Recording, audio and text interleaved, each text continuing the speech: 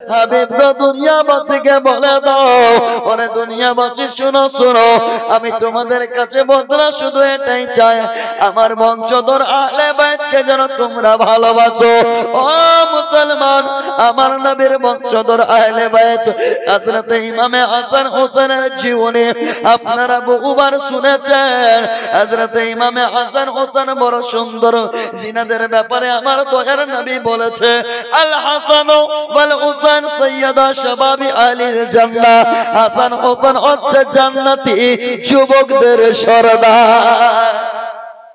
আর সরদার জান্নাতি যুবকদের সরদার হাসান হোসেন। যে হাসান হোসেনকে আমার নবী, আপনারা বারবার শুনেছেন যে ইমামে হাসানকে আমার নবী কত না ভালোবাসতেন। যে হাসান হোসেনকে আমার নবী শুধু ভালোবাসতেন না, তাদেরকে কোলে বসাইতেন আর হাসান হোসেনকে বসিয়ে চুমো দিতেন, গালে চুমতেন, ঠোঁটে চুমতেন, কপাল চুমতেন, আর চুমতে চুমতে চুমতে হাসান হোসেনকে আমার নবী শুনতেন। জোরে বলুন, কি করতেন? শুনতেন। তখন সাহাবীরা আমার নবীকে জিজ্ঞেস করতেন, ইয়া রাসূলুল্লাহ, ইয়া হাবিবাল্লাহ, আপনি নাতিকে চুমতেছেন ঠিক আছে, বুঝা যায়, আমাদেরও বাড়িতে লাতি আছে, আমাদের বাড়িতে নাতনি আছে, আমাদের বাড়িতে পোতা আছে, আমাদের বাড়িতে পতি আছে, আমরা লাতি নাতিনকে, লাতিকে, আমরা পোতাকে আমরা চুম্বন দিই, গালে চুমা দিই। ইয়া রাসূলুল্লাহ, আমরা ঠোঁটে চুমা দিই গো নবী, আমরা কপালে চুমা দিই। চুমা তো বুঝতে পারলাম, আপনি হাসান হোসেনকে চুমতেছেন ঠিক, কিন্তু শুনতেছেন কেন? জোরে বলো, কেন শুনতেছেন? শুনার ব্যাপারটা কি? আপনি শুনতে শুরু করছেন কেন? আমার নবী বলে, সাহাবীরা শুনো রে, আমার হাসান হোসেনকে চুমলাম, তোমরা কিছু জিজ্ঞেস করো না, শুনতেছি জিজ্ঞেস করতেছো। সাহাবীরা হাসান হোসেনকে চুমে আর শুনে কেন শোনো? এই জন্যই, তোমরা কি জানো না, আমার দুলালি বেটি, আমার কলিজার টুকরা সৈয়দা তাহিরা জাহিদা আবেদা সালেহা সিদ্দিকা ফাতেমাতুজ জাহরা রাদিয়াল্লাহু তাআলা আনহা, আমার বেটি ফাতেমা জান্নাতি নারীদের সরদারিনী, আমার বেটি ফাতেমা জান্নাতি বাগানের ফুল, আর ওই ফুলের কলি হচ্ছে হাসান হোসেন। আমি হাসান হোসেনকে গালে যখন চুমা দিই, নাতির মজা পাই, কপালে চুমা দিই, নাতির মজা পাই, ঠোঁটে চুমা দিই, নাতির মজা পাই, গালে চুমা দিই, নাতির মজা পাই। সাহাবীরা, আমি হাসান হোসেনকে যখন চুমি নাতির মজা পাই, আর যখন তাদেরকে শুনতে লাগি জান্নাতি সুগন্ধ পাই। বলুন সুবহানাল্লাহ। আমরা হাসান হোসেনকে যখন চুমি জামিয়া নাতির মজা পাই, যখন শুনতে লাগি জান্নাতি সুঘ্রাণ পাই। ওই জন্যই তো বলছে, না না কে প্যারে লাডকা ऐसा सिला दिया गर्दन कटा के दीन का रुतबा बढ़ा दिया, नाना के प्यारे लाडका ऐसा सिला दिया गर्दन कटा के दीन का रुतबा बढ़ा दिया। মুসলমান, এই হুসেন যার মোহাম্মতের শিলা কি দিল তার এই নবীর উম্মতরা, নামধারী উম্মত। শুনেন, এই হাসান হোসেন কেমন ছিলেন? এরা দুই ভাইয়ের কেমন জহিনওয়ালা বাচ্চা ছিল, এত চালাক চতুর ছিল জি, যে ইমামে হাসান হোসেন আমার নবীর নাতি। এই হাসান বলতেছে, ভাই, ও ভাই হোসেন, জি ভাই।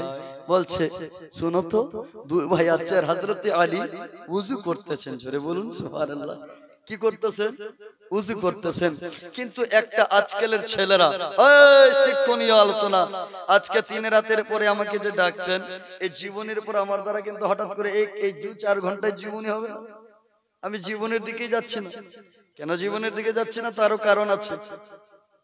কারণ আমি 10 রাতের যদি জীবনী বলি বন্ধু ও নানা জান, 10 রাতের যদি জীবনী বলি, রাত্রে 4 ঘন্টা বলতে গেলে দিনের বেলায় 4 ঘন্টা আমাকে পড়তে হয়, জোরে বলুন। পাবলিকের কাছে কখনো মিথ্যা কথা প্লেস করা যাবে না। বলতে বলতে হঠাৎ করে বলা উচিত নয়। আপনি 10 রাতের জীবনী বলুন, কিন্তু 10 রাত রাত্রে 4 ঘন্টা বলবেন। দিনের বেলায় আপনাকে সকালে 2 ঘন্টা হোক, সন্ধ্যায় 2 ঘন্টা হোক, 4 ঘন্টা পড়তে হবে, ঠিক কি না? এটাই যথেষ্ট, এটাই সঠিক। কিন্তু বন্ধু শুনুন, আজকে আমি জীবনের দিকে যাচ্ছি না, জীবনের দিকে গেলে শুরু হাল থেকে আমার যেতে হবে। শুনেন ইমামে হোসেনের কিছু অলৌকিক ঘটনা, যেটা আপনারা মনে হয় পরবর্তীকালে শুনেছেন কি শুনেননি, আগামী শুনবেন কি শুনবেন না আল্লাহ জানে। আয় খালা ও বন্ধুরা, আমি আপনাদের কাছে টাকা চাইবো না, পয়সা চাইবো না, একটু মনোযোগ ধরে শুনুন, একটু জোরে বলুন সুবহানাল্লাহ, আর একটু হাত উঁচু করে বলুন।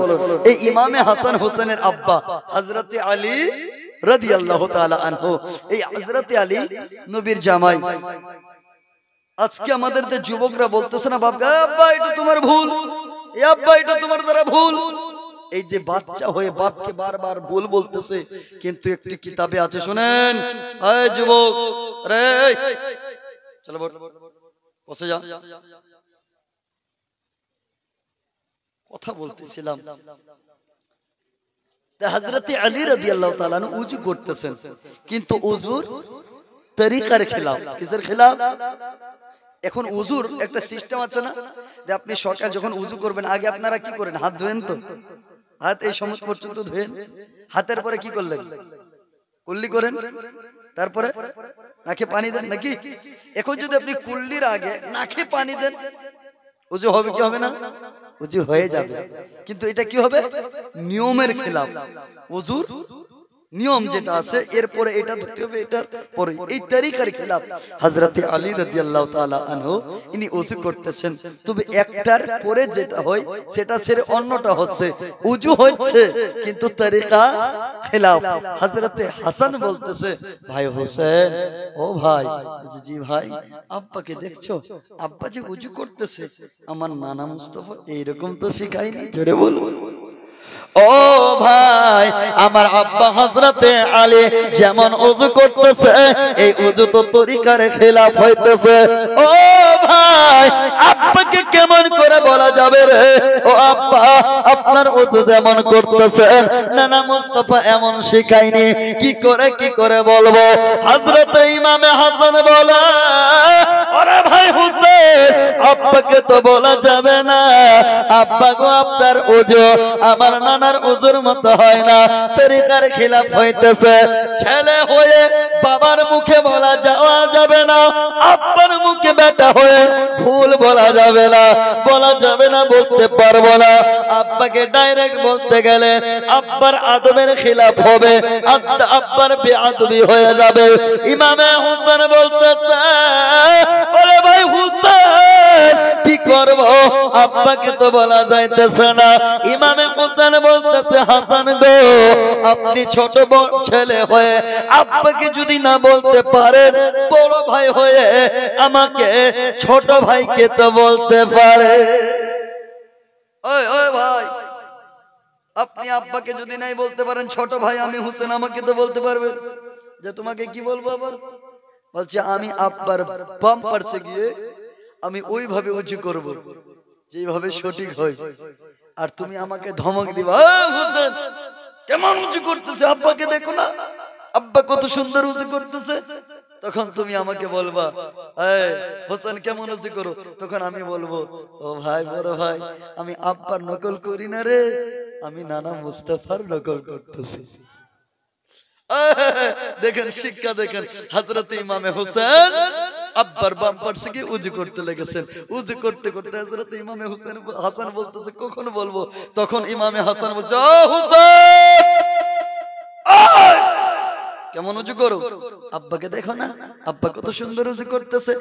এই আব্বা দেখো, তোমার উযু তো অন্যরকম হয়, আব্বার নিয়মের খেলাফ। তখন হযরত ইমামে হোসেন বলতেছে, বড় ভাই হাসান, ওগো ইমামে হাসান রাদিয়াল্লাহু তাআলা আনহু, ও ভাই রে, আমি আব্বার নকল করি না, আব্বা যখন ওযু করতেছে আব্বার মতো ওযু করি না, আমি সেই রকম ওযু করতেছি যেইভাবে আমার নানা মুস্তাফা আমাকে শিখিয়েছে। সেই ইমামে হুসেন, যে হুসেনের ব্যাপারে বলছে নীল আকাশ আজ লাল হইল যেন রক্তের বরণ। জোরে বল। নীল আকাশ আজ লাল হইল যেন রক্তের বরণ। ইমাম হুসেন শহীদ হইলেন নানাজের উম্মতের কারণ। ওরে ১৫০ খানা চিঠি দিয়া কুফায় ডাকে ধোঁকা দিয়া। ১৫০ খানা চিঠি দিয়া ওরে কুফায় ডাকে ধোঁকা দিয়া। আবার তারাই শহীদ করে, আবার তারাই শহীদ করে ওরে কফি বড়ই কুচরণ। নীল আকাশ আজ লাল হইল যেন রক্তের বরণ। নীল আকাশ আজ লাল হইল যেন রক্তের বরণ। ইমাম হুসেন শহীদ হইলেন নানাজের উম্মতের কারণ।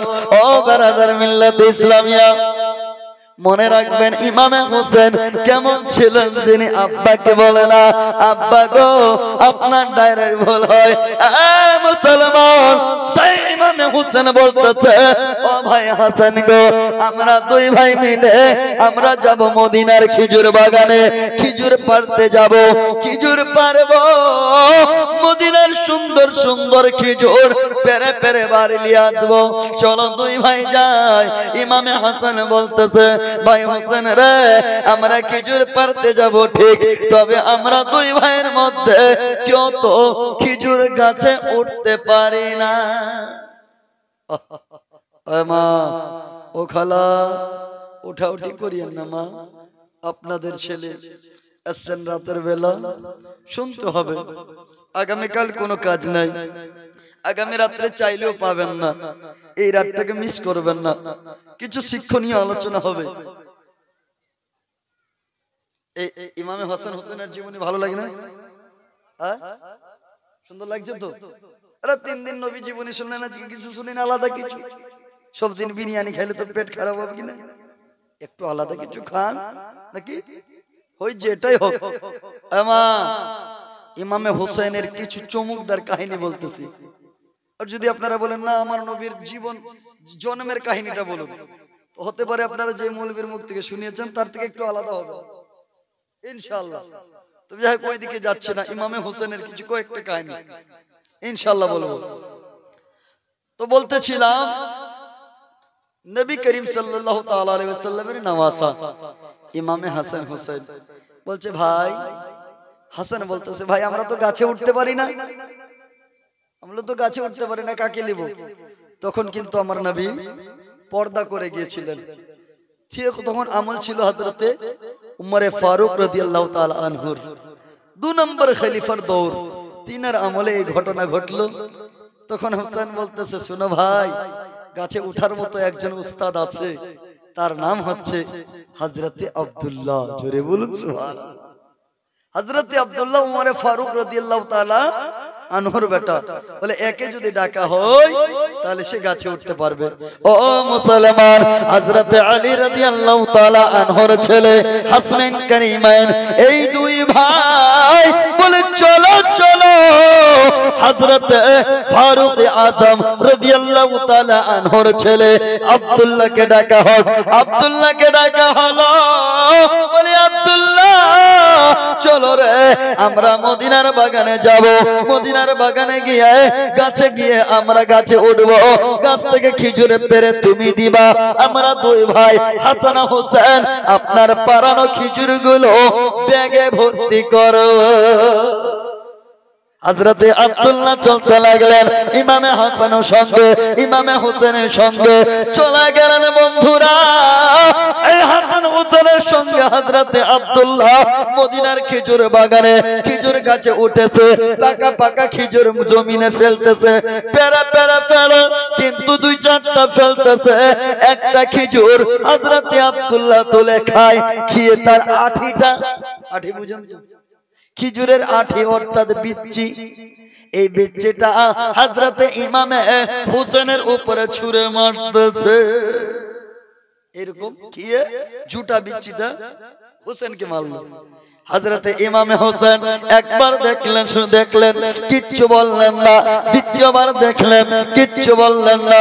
তৃতীয়বারে খেপে গিয়ে বলে, আব্দুল্লাহ, আমার নানার গোলামের বেটা, আমার গোলাম, এত তোমার সাহস যে ইমামে হোসেনের প্রতি খাওয়ানো খেজুরের আঠিটা আমার উপরে ছুঁড়ে মারতেছ? ও মানিকনগরের মুসলমানেরা, ও গৌরীপুরের লোকেরা বলুন, আপনারা বলুন, কোন যদি মৌলবীর বেটাকে জাহিলের বেটা বলা হয় রাগ হবে কিনা? কোন মাস্টারের বেটাকে মূর্খের বেটা যদি বলা হয় রাগ হবে কিনা? কোন মালদারের বেটাকে যদি ফকিরের বেটা বলা হয় রাগ হবে কিনা? হবে, বটেই, অবশ্যই রাগ হবে। সেই তদ্রূপ তখনকার বাদশাহ শাসক হযরতে উমর ফারুক, দ্বিতীয় নম্বরে খলিফা ফারুক আযম রাদিয়াল্লাহু তাআলা আনহুর ছেলে হযরতে আব্দুল্লাহকে বলে, এই রাজার বেটাকে বলতেছে, আমার নানার গোলামের বেটা, আমার গোলাম, তোর এত সাহস যে ইমামে হোসেনের প্রতি খিচুড়ি খেয়ে আঠি ছুঁড়ে মারতেছ? আব্দুল্লাহর রাগ হয়ে গেল। আরে আমার আব্বা এত বড় খলিফা, আমার আব্বা হযরতে উমর ফারুক আযম রাদিয়াল্লাহু তাআলা আনহু, আমার আব্বাকে বলতেছে গোলাম, গোলাম, তার নানার গোলাম, আবার আমাকে বলতেছে গোলামের বেটা গোলাম। হায় রে কপাল! না, কি করে আমার আব্বা তার নানার গোলামের বেটা হয়ে আমি তার গোলাম হইলাম? আমি আর থাকবো না, খিচুর পারবো না। গাছ থেকে নামলেন, রেগে গিয়ে বাড়ি, আব্বা, ও আব্বা, আব্বা। জি বেটা আব্দুল্লাহ, কি হলো বেটা? আব্বা বিচার করো, আব্বা বিচার করো। বলেন তো আব্বা, কেউ যদি রাজার বেটাকে গোলামের বেটা বললে রাগ হবে না বেটা? রাগ হবে আব্বা? কোন যদি কেউ মালদারের বেটাকে ফকিরের বেটা বললে রাগ হয়? বলে হ্যাঁ আব্বা, আমাকে না একজন বলেছে তুমি নানা, আমার নানার গোলামের বেটা আমার গোলাম। কে বলেছে রে? ইমামে হোসেন। হ্যাঁ, ইমামে হোসেন বলেছে? বলে হ্যাঁ। তাহলে বেটা তুমি কাঁদছো তাই বলে? বলে হ্যাঁ। তাহলে তুমি কি চাও? আচ্ছা আব্বা বিচার চাই, তুমি ইমামে হোসেনের বিচার করো। বলে হায় রে কপাল, বিচার চাও? বলে হ্যাঁ। তাহলে যাও হোসেনকে ডেকে নিয়ে আয়। আব্দুল্লাহ চলে গেল, বলেন হুসাইন তাড়াতাড়ি করে চলো, আমার আব্বা ফারুক আযম খলিফায়ে দোম, খলিফাতুল মুসলিমিন, আমিরুল মুমিনিন ওমর ফারুক রাদিয়াল্লাহু তাআলা আনহু বলেছে তোমার বিচার হবে। চলো গো হুসাইন, আমার আব্বা তোর বিচার করবে, আপনার কাছে চলো। হযরতে ওমর ফারুকের বেটা আব্দুল্লাহ যখনই বলল, তখন ইমামে হোসেন বলে, কিসের বিচার হবে রে? কেন আমার বিচার হবে? এই বিচার হবে। বলতেছে হোসেন, আমাকে তুমি বলেছো আমার নানার গোলামের বেটা, আমার গোলাম, আমাকে গোলামের বেটা গোলাম বলেছো, তার বিচার হবে। হোসেন বলতেছে বিচার হবে তো হোক। বলেন না সুবহানাল্লাহ। আরে বিচার হবে তো হোক। হোসেন যা বলেছে সত্যি বলেছে, কারণ ইমামে হোসেন কখনো মিথ্যা বলে না। জোরে বলুন, হোসেন কখনো মিথ্যা বলে না। হোসেন যদি বলেছে সত্যি বলেছে। তাই নাকি? বলে চলো তোমার বিচার হবে। ইমামে হোসেন রাদিয়াল্লাহু তাআলা আনহু সঙ্গে যেতে লাগলেন। হযরতে আব্দুল্লাহর পিছন পিছন, আব্দুল্লাহ আগে আগে, ইমামে হোসেন পিছন পিছন। ফারুক আযম রাদিয়াল্লাহু তাআলা আনহুর দরবারে পৌঁছালেন। হযরতে ফারুক আযম ওমর ফারুক রাদিয়াল্লাহু তাআলা আনহু বলে, এ হুসাইন চলে আসলে? বলে হ্যাঁ আমি চলে আসলাম। বলে হুসেন গো তোমার আজকে বিচার হবে হুসেন, আমার বেটাকে তুমি বলেছ আমার নানার গোলামের বেটা আমার গোলাম। হ্যাঁ বলেছি। ও হুসেন তুমি এই কথা আমার বেটাকে বলেছ? বলে হ্যাঁ আমি হুসেন বলেছি। হুসেন যা বলেছে তাই রাইট, কখনো হুসেন মিথ্যা কথা বলে না। বলতেছে ইমামে হুসেন এই কথা তোমার কি সত্যি? বলে হ্যাঁ। বলে হুসেন এই কথাটা কি তুই লিখে দিতে পারবি? বলে হ্যাঁ লিখে দিব। বলছে বেটা আব্দুল্লাহ তাড়াতাড়ি করে যা, ঘরের ভিতরে যা, কলম নিয়ে আয়, খাতা নিয়ে আয়, আজকে হুসেনের কাছ থেকে লিখে নিব আমার নানার গোলামের বেটা আমার গোলাম সে দিয়েছে, তারপরে বিচার হবে। আব্দুল্লাহ দৌড়ে গেছে ঘরের ভিতরে, খাতা নিয়ে আসলো, কলম নিয়ে আসলো, এসে আব্বার হাতে দিয়েছে। আব্বা বলতেছে ও বেটা রে, এই ইমামে হুসেন, হুসেনের হাত থেকে হযরতে আব্দুল্লাহর হাত থেকে নিয়ে বলতেছে বেটা আব্দুল্লাহ সাইডে থাক, হুসেন এখানে আয়, লিখে তো দেখি আমার নানার গোলামের বেটা আমার গোলাম আব্দুল্লাহ। বলছে হ্যাঁ লিখে দিব। হুসেন যা বলেছে তা সত্য বলেছে, কখনো হুসেন মিথ্যা কথা বলে না। বলতেছে ইমামে হুসেন বলে দেওয়া আলাদা ব্যাপার, লিখে দেওয়া আলাদা ব্যাপার, লিখে দাও না দেখি। ইমামে হুসেন হাত দিয়ে কলম দিয়ে খাতার মধ্যে লিখে দিল আমার নানার গোলামের বেটা আমার গোলাম হযরতে আব্দুল্লাহ। যখনই লেখা হয়ে গেল খাতা উমরে ফারুক রাদিয়াল্লাহু তাআলা আনহু নিলেন। আর ওই খাতার পৃষ্ঠাটা, ওই খাতার পান্নাটা, খাতার পেজটা, খাতার পাতাটা নিয়ে সঙ্গে সঙ্গে বেটা আব্দুল্লাহকে বলে বেটা আব্দুল্লাহ আয় রে আয়, এই খাতার পাতালে। তবে বেটা আব্দুল্লাহ গো এই খাতার পাতাটাকে, এই খাতার পৃষ্ঠাটাকে খাতা মনে করলিস না, কাগজ মনে করলিস না, এই খাতার পৃষ্ঠাটাকে জান্নাতের টিকিট মনে করে নিয়ে এলে। আল্লাহু আকবার। ও বেটা আব্দুল্লাহ, এই নানা মুস্তাফা দয়ার নবী বলেছিল আল হাসান ওয়াল হুসাইন সাইয়্যিদা শাবাবি আহলিল জান্নাহ। হাসান হোসেন হচ্ছে জান্নাতি যুবকদের সরদার।